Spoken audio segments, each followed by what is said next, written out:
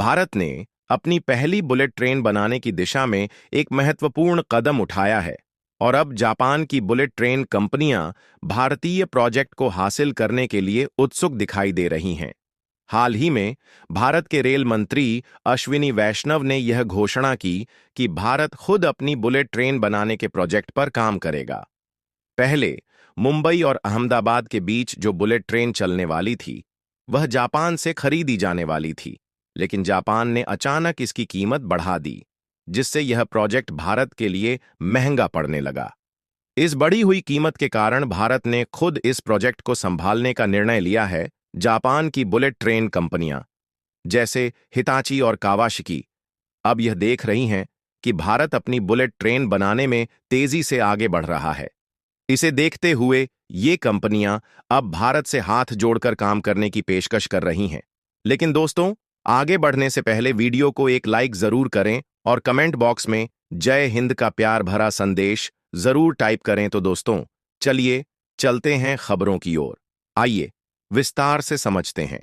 दरअसल जापान को यह चिंता हो गई है कि यदि भारत अपनी तकनीकी क्षमताओं में वृद्धि करता है तो वह भविष्य में अन्य रेलवे प्रोजेक्ट्स में चीन की मदद ले सकता है, जिससे जापान का बाजार प्रभावित हो सकता है। भारत ने 2019 में बुलेट ट्रेन के प्रोजेक्ट को लेकर बड़ा निर्णय लिया था और यह तय किया था कि 2026 तक मुंबई और अहमदाबाद के बीच हाई स्पीड रेल शुरू कर दी जाएगी। इस प्रोजेक्ट के तहत 250 किलोमीटर प्रति घंटे की गति से बुलेट ट्रेन चलाने का लक्ष्य रखा गया था, ताकि यात्रा का समय आधा हो सके।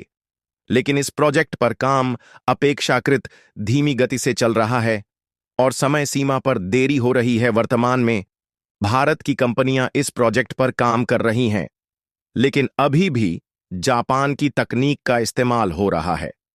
हालांकि यह ध्यान देने वाली बात है कि बुलेट ट्रेन का निर्माण भारतीय कंपनियों द्वारा किया जा रहा है और इसमें अधिकांश निवेश भी भारत की तरफ से किया जा रहा है।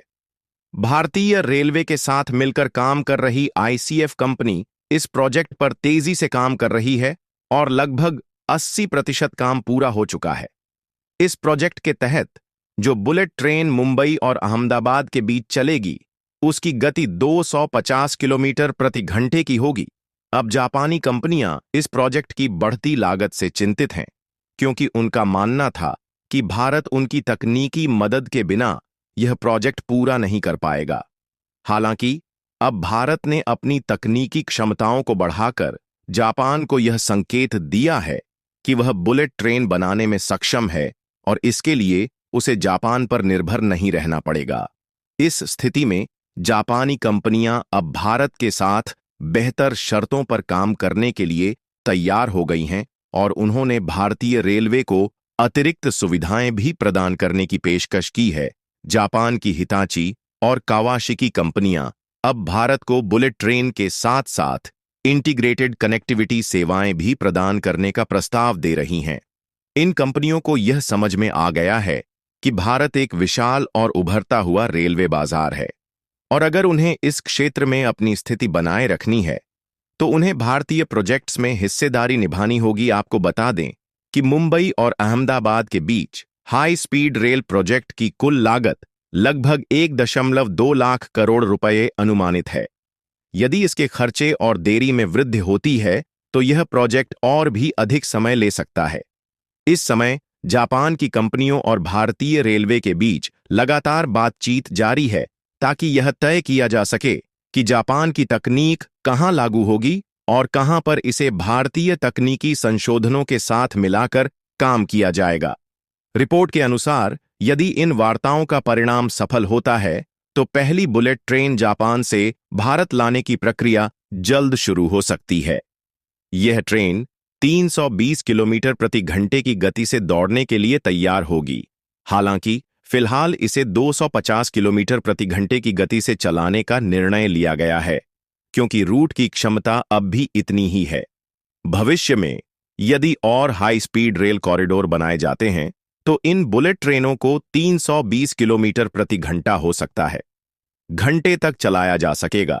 भारत और जापान के बीच रेलवे सहयोग केवल भारत के अंदर ही नहीं बल्कि अन्य देशों में भी फैल रहा है। भारत की बढ़ती रेलवे क्षमता और अंतर्राष्ट्रीय साझेदारी ने जापान की बुलेट ट्रेन कंपनियों को यह एहसास कराया है कि वे भारत के साथ अपने संबंधों को मजबूत बनाए रखें, ताकि भविष्य में रेलवे उद्योग में अपनी प्रमुख स्थिति कायम रख सकें।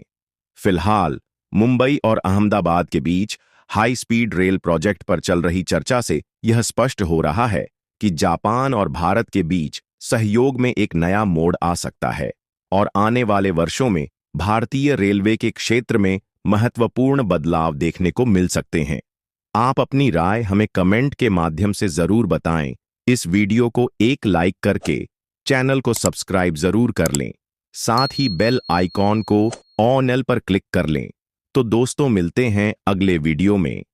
तब तक के लिए जय हिंद, जय भारत।